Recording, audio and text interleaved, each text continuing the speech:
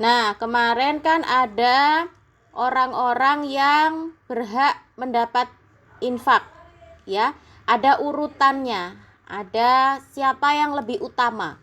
Yang pertama kali harus kita kasih kalau kita punya uang lebih itu adalah orang tua. Baru kemudian saudara atau keluarga yang paling dekat hubungannya dengan kita. Baru kemudian setelah itu anak yatim, ya. Setelah itu fakir miskin, dan yang setelah itu urutannya adalah orang yang sedang dalam perjalanan atau musafir. Nah, jadi kita yang paling utama, yang paling baik itu memberi harta itu kepada siapa? Yang pertama kepada orang tua dulu, dan yang selanjutnya adalah kepada keluarga kita dulu yang terdekat, ya. Nah, ada juga orang-orang yang tidak berhak menerima infak, yang dia itu sebaiknya nggak usah kita kasih gitu ya. Siapa? Orang kaya, kemudian orang yang masih bisa bekerja, kemudian orang kafir, ya, orang bukan Islam yang dia ini memusuhi Islam, kemudian orang yang murtad atau keluar dari Islam, dan pembangunan tempat umum yang sudah mewah, ya. Jadi kita nggak usah berdonasi kepada sekolah yang sudah mewah, atau kita nggak usah berdonasi kepada pembangunan masjid yang sudah mewah masjidnya. Nah, nggak usah, ya, nggak usah dikasih, nggak apa-apa. Kita kasih ke orang yang lebih membutuhkan, gitu ya. Nah, sekarang ini refleksi. Perhatikan, ada sebuah kisah, yaitu kisah sahabat Umar bin Khattab. Umar bin Khattab itu siapa? Sahabatnya Nabi Muhammad, ya, sahabatnya Rasulullah. Dalam kitab Fadilah Amal halaman 81 dikisahkan bahwa sahabat Umar radhiyallahu anhu berkata, ya, suatu hari sahabat Umar ini, ya, Umar bin Khattab ini, dia berkata, Rasulullah Shallallahu Alaihi Wasallam menyuruh kami untuk berinfak di jalan Allah. Ketika itu aku sedang punya banyak harta, ya. Jadi Umar ini adalah termasuk sahabat yang kaya raya, uangnya banyak, ya. Umar berkata dalam hati, selama ini Abu Bakar mengalahkan aku dalam berinfak, ya. Abu Bakar itu jauh lebih kaya daripada Umar. Umar sudah kaya tapi Abu Bakar lebih kaya, dan Abu Bakar itu selalu menginfakkan semua hartanya di jalan Allah dan hanya menyisakan sedikit untuk keluarganya, ya. Pokoknya kalau masalah infak itu Abu Bakar juaranya, ya. Nggak ada orang yang bisa mengalahkan Abu Bakar dalam hal berinfak. Nah, kemudian suatu hari Umar itu berkata dalam hati, ya, saat ini aku sedang punya banyak harta. Nah, aku pun pulang dengan gembira. Kemudian aku membagi hartaku menjadi dua, ya, yang setengah untuk keluarga dan yang setengah untuk berinfak, ya, diberikan kepada Rasulullah untuk berinfak. Nah, jadi kalau Abu Bakar itu, ya, dia menginfakkan seluruh harta yang dia miliki dan hanya menyisakan sedikit untuk makan untuk anggota keluarganya. Sedangkan Umar itu menginfakkan setengah bagian dari hartanya, ya, setengah hartanya untuk berinfak dan setengah lagi untuk siapa? Untuk keluarganya, gitu ya. Jadi tetap tidak ada yang bisa mengalahkan Abu Bakar dalam hal berinfak. Kemudian Rasulullah bertanya, wahai Umar, apakah yang kamu tinggalkan untuk keluargamu? Umar menjawab, ada ya Rasulullah. Terus Rasulullah bertanya lagi, berapa yang kamu tinggalkan? Umar menjawab, aku tinggalkan setengah dari hartaku. Kemudian datang sahabat Abu Bakar, ya. Kemudian Abu Bakar datang dengan membawa semua hartanya. Rasulullah bertanya kepada Abu Bakar, hai Abu Bakar, apa yang kamu sisakan untuk keluargamu? Abu Bakar menjawab, aku sisakan untuk mereka Allah dan Rasulnya. Aku tinggalkan untuk mereka Allah dan Rasulnya. Ya, kemudian Umar berkata, aku tidak akan pernah bisa mengalahkan Abu Bakar. Jadi inilah hebatnya Abu Bakar ya. Abu Bakar itu orang yang sangat positive thinking gitu ya. Jadi kalau bahasanya sekarang itu positive thinking gitu.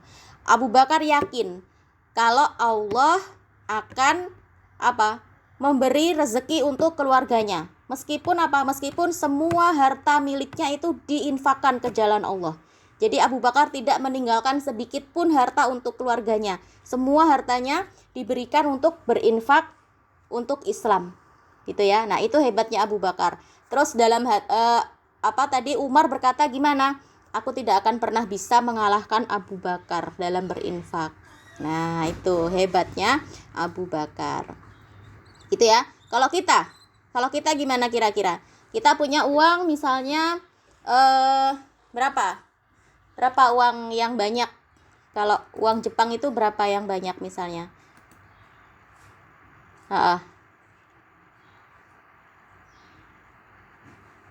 Berapa? Satu lembar itu kalau di Indonesia kan paling besar itu 100.000. Itu satu lembar. Kalau di Jepang berapa?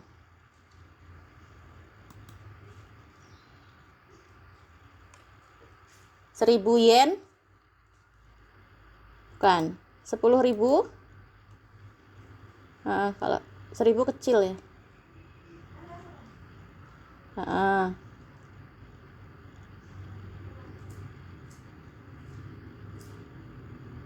Nolnya ada 5 berarti 100.000.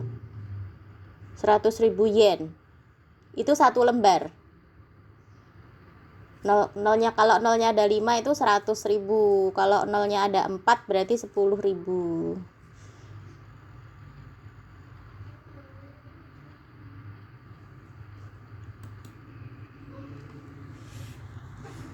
Nolnya 4 berarti 10.000. Ya, 10.000 yen.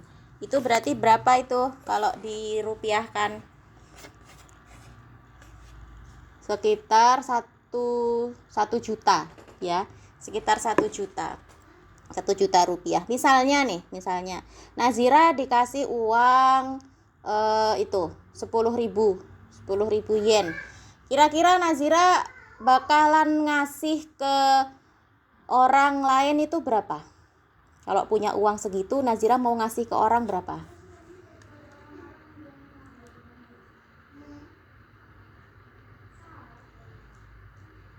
Mungkin hanya 100 mungkin ya. 1.000 mungkin ya kan? Nah, tapi kalau Umar kalau punya uang 10.000 yen, dia akan ngasih 5.000 ya. Yang 5.000 dia akan berikan kepada siapa? Kepada Rasulullah untuk berinfak. Yang 5.000 dia simpan untuk keluarganya. Tapi kalau Abu Bakar, kalau dia punya uang 10.000, dia akan memberikan semuanya kepada Rasulullah. Dan dia nggak punya apa-apa. Karena dia Karena dia yakin Allah yang maha memberi rezeki. Ya, tadi ya kata Abu Bakar, aku tinggalkan Allah dan Rasulnya untuk keluargaku. Nah, ini Abu Bakar itu orang yang sangat positive thinking sekali. Nggak pernah takut keluarganya bakalan kelaparan. Ya, karena Karena dia yakin Allah yang maha memberi rezeki. Itu Abu Bakar. Nah, sekarang kita baca rangkuman. Ya, rangkuman atau kesimpulan dari pelajaran kita. Infak menurut bahasa artinya membelanjakan atau menafkahkan. Nah, sedangkan dalam Islam yang dimaksud dengan infak itu adalah menafkahkan atau membelanjakan sebagian harta kita yang kita miliki di jalan yang diridhoi Allah. Maksudnya apa sih jalan yang diridhoi Allah itu? Maksudnya untuk kebaikan, ya. Jadi kita menggunakan uang itu untuk kebaikan, gitu ya. Misalnya untuk berdonasi untuk membangun masjid, untuk membangun sekolah, ya. Untuk berdonasi untuk Palestina misalnya. Nah, itu yang dimaksud dengan infak. Nah, Kemudian hukum memberikan infak itu adalah sunnah muakkad.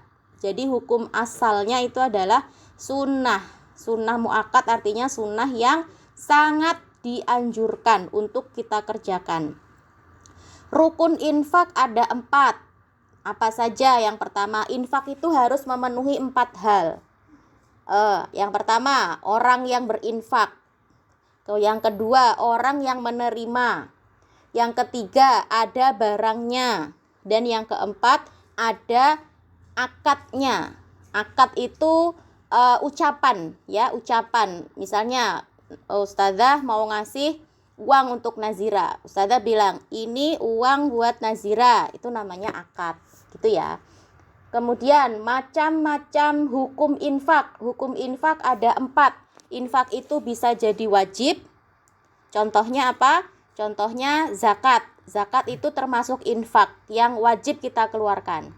Kemudian contohnya infak yang wajib lagi adalah nafkah suami untuk istri.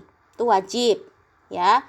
Kemudian infak itu ada yang sunnah juga, ya, yang kalau dikerjakan mendapat pahala, tapi kalau ditinggalkan tidak berdosa. Contohnya apa? Infak yang sunnah itu misalnya kita memberi untuk fakir miskin, ya. Kita menyumbang untuk pembangunan sekolah. Kita menyumbang untuk pembangunan masjid. Itu infak sunnah. Kemudian ada infak yang mubah. Mubah itu artinya boleh. Boleh saja. Contohnya apa? Hadiah.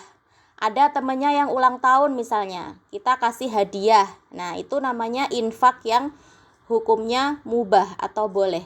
Kemudian ada lagi infak yang hukumnya haram. Yang kalau kita kerjakan berarti kita berdosa. Apa contohnya?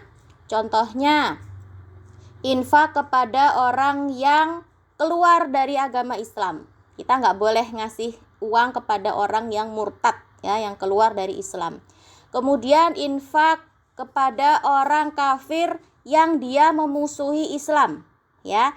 Tapi kalau kita mau ngasih infak kepada orang kafir tapi dia tidak memusuhi Islam, itu nggak apa-apa. Misalnya dia sangat membutuhkan, dia bukan orang Islam tapi dia sangat membutuhkan karena dia miskin misalnya, itu tidak apa-apa. Tapi kalau dia kafir dan membenci Islam, memusuhi Islam, itu tidak boleh kita kasih infak, ya. Kemudian syaratnya apa? Syarat untuk orang yang berinfak, dia memiliki harta berlebih, dia punya kelebihan harta. Kemudian harus ikhlas karena Allah. Kemudian tidak boleh menyebut-nyebut harta yang sudah diberikan. Nggak boleh diungkit-ungkit ya pemberiannya ya. Kemudian yang selanjutnya, tidak boleh menyakiti orang yang menerima. Jadi nggak boleh dihina-hina misalnya. Kamu kan udah aku kasih uang kemarin, gitu. Nggak boleh ya seperti itu ya. Kemudian syarat barang yang diinfakkan. Hartanya itu harta yang boleh ditasarufkan. Hartanya itu harta yang terpilih. Kemudian harta yang bisa diperjualbelikan. Kemudian orang yang sah pemiliknya. Kemudian sah penerimanya. Dan tanpa ada pengganti. Oke. Selesai ya pelajaran kita untuk hari ini. Insya Allah besok kita lanjutkan dengan materi selanjutnya. Nah, kemarin kan